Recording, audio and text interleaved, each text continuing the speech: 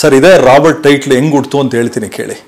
ಇದೇ ನಾನು ಚೌಕ ಸಿನಿಮಾಕ್ಕೆ ನನ್ನ ಕಡೆಯಿಂದ ಒಂದು ಸ್ಮಾಲ್ ಕಾಂಟ್ರಿಬ್ಯೂಷನ್ ಮಾಡಿರ್ತೀನಿ. ಸೊ ಆವಾಗ ಸಿನಿಮಾ ನೋಡೋಕೆ ಹೋಗ್ತೀನಿ ನಾನು ಪ್ರೊಡ್ಯೂಸರ್ ಜೊತೆಲಿ. ಪ್ರೊಡ್ಯೂಸರು ನನಗೆ ಸಿನಿಮಾ ತೋರಿಸಿದಾಗ ನನಗೆ ಇಮ್ಮಿಡಿಯೇಟಾಗಿ ಬಂದು ನಾನು ರಾಬರ್ಟ್ ಟೈಟ್ಲು ರಿಜಿಸ್ಟರ್ ಮಾಡ್ತೀನಿ.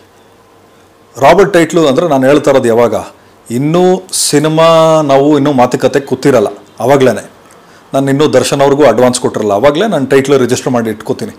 ಕೊನೆಗೆ ಅದಾದಮೇಲೆ ಅವರು ಒಂದು ಟೈಟ್ಲ್ ಹೇಳ್ತಾರೆ, ನನಗೆ ಇಷ್ಟ ಆಗಲ್ಲ, ನಾನು ಹೇಳ್ತೀನಿ ಬೇಡ ಇದಕ್ಕೆ ರಾಬರ್ಟ್ ಅಂತ ಇಡೋಣ ಅಂತ. ಮೊದಲನೇದಾಗಿ ಇಬ್ಬರು ಬೇಡ ಅಂತಾರೆ, ಯಾಕಂದರೆ ಒಂದು ವರ್ಗ ಅಂತ ಆಗ್ಬಿಡುತ್ತೆ. ನಾನು ಹೇಳ್ತೀನಿ ಬೇಡ ಇದನ್ನು ಮಾಡೋಣ, ಚೆನ್ನಾಗಿ ವರ್ಕ್ ಆಗುತ್ತೆ, ಯಾಕಂದರೆ ಚೌಕ ಸಿನಿಮಾಲಿ ರಾಬರ್ಟ್ ಕ್ಯಾರೆಕ್ಟ್ರು ಭಾಳ ಚೆನ್ನಾಗಿದೆ, ಅದು ಅನುಕೂಲ ಆಗ್ತದೆ ಅಂಥೇಳಿ.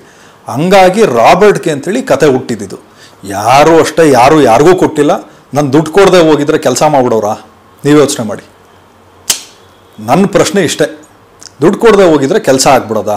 ಇವತ್ತು ಯಾವುದಾದ್ರೂ ಫ್ರೀಯಾಗಿ ಸಿಗ್ತದೆ ಸರ್?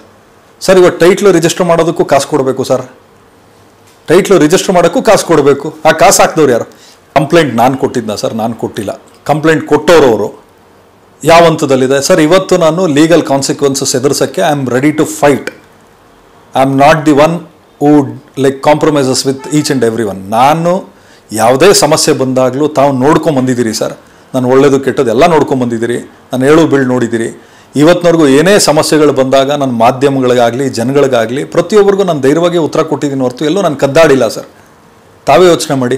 ಆಮೇಲೆ ಗುಮ್ಮೋದು ಅದು ಇದು ಸರ್, ಇವಾಗ ಯಾರು ಗುಮ್ತಾರೆ ಸರ್? ಏನು ಕಾನೂನಿಗಿಂತ ದೊಡ್ಡವರ ಇವರಲ್ಲ? ಏನು ಹುಡ್ತಾನೆ ಸಾವುಕಾರರುಗಳ? ಏನು ಹುಡ್ತಾನೆ ಇವರೇನು ರಾಜವಂಶಸ್ತ್ರ? ನಾನು ರಾಜವಂಶಸ್ತ್ರ ಅಲ್ಲ, ಅವರು ರಾಜವಂಶಸ್ತ್ರ ಅಲ್ಲ. ನಾವೆಲ್ಲ ಕಷ್ಟಪಟ್ಟು ಬದುಕ್ತಾ ಇದ್ದೀವಿ. ಬಟ್ ಇನ್ನೊಬ್ಬರನ್ನ ವೇದಿಕೆ ಸಿಕ್ಕಿದೆ ಅಂತೇಳಿ ಹೆಂಗಂದ್ರೆ ಹಂಗೆ ಮಾತಾಡಬಾರ್ದು ಸರ್.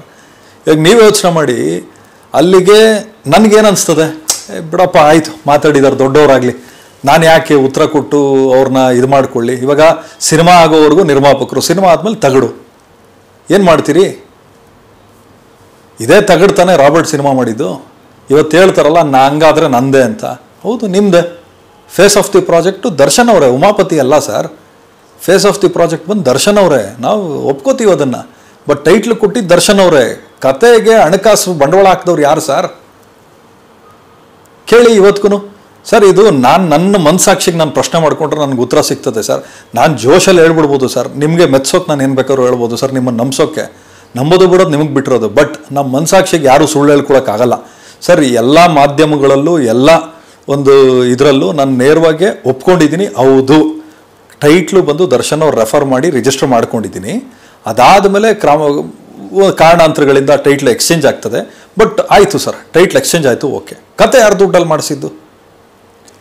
ಒಂದು ಕೃತಜ್ಞತೆಗೆ ಆಯಿತು, ನನ್ನಿಂದ ₹1 ಸಹ ಆಗಿದೆಯೋ 1,000 ಆಗಿದೆಯೋ ಸರ್, ಒಂದೇ ಒಂದು ಥ್ಯಾಂಕ್ಸ್ ಸರ್. ನಾವೇನು ಕೇಳ್ಬಿಡ್ತಾ ಇದ್ವಿ ಸರ್? ನಾವು ದೂರದಿಂದ ನಿಂತ್ಕೊಂಡು ಖುಷಿ ಪಡ್ತೀವಿ ಸರ್. ಬಿಡಪ್ಪ ಇದು ನಮ್ಗಿರ್ಬೇಕಾಯ್ತು, ಸಿಕ್ಕಿಲ್ಲ ಬಿಡು, ಆಯಿತು ಯಾರಿಗೋ ಒಬ್ಬರಿಗೆ.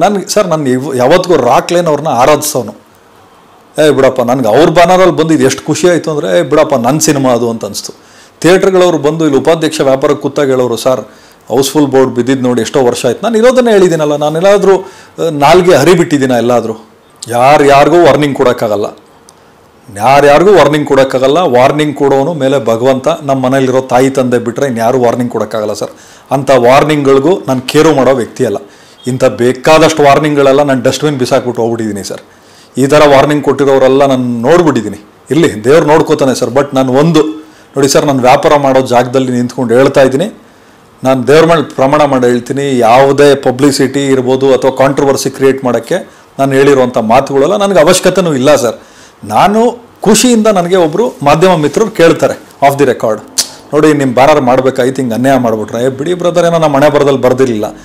ಟಕ್ಕಂತ ಏನು ಮಾಡ್ತಾರೆ, ಕ್ಯಾಮ್ರಾ ಆನ್ ಮಾಡಿಟ್ಟಾಗ ಬ್ರದರ್ ಅದ್ರ ಬಗ್ಗೆ ಒಂದು ಹೇಳ್ಬಿಡಿ ಅಂತ ನೇರವಾಗಿ ಪ್ರಶ್ನೆ ಕೇಳಿಬಿಡ್ತಾರೆ ಸರ್. ನಾನು ಹೇಳ್ತೀನಿ, ಬಿಡಿ ಬ್ರದರ್ ಅದೇನೋ ಆಯಿತು, ನಮ್ಮ ಮನೆ ಬರದಲ್ಲಿ ಬರ್ದಿರಲಿಲ್ಲ, ಹೌದು ಹಿಂಗೆ ಟ್ರಾವೆಲ್ ಮಾಡಿದ್ದೆ ನಾನು. ಸರ್ ತಪ್ಪೇನಿದೆ ಅದರಲ್ಲಿ?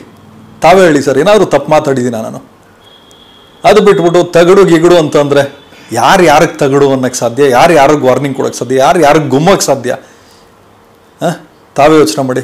ಕಾನೂನು ಚೌಕಟ್ಟಿನಲ್ಲಿ ನಾವೆಲ್ಲರೂ ಕಾನೂನಿಗೆ ತಲೆ ಬಾಗಬೇಕು. ಅದಕ್ಕೆ ಮೀರಿದ್ದು ಅಂದರೆ ನಾವು ದೇವರು ಧರ್ಮ ಕರ್ಮನ ನಾವು ನಂಬಬೇಕಾಗ್ತದೆ ಸರ್. ಎಲ್ಲ ಉತ್ತರ ಕೊಡೋ ಸಮಯ ಬಂದಾಗ ನಾನು ಖಂಡಿತ ಕೊಡ್ತೀನಿ ಸರ್.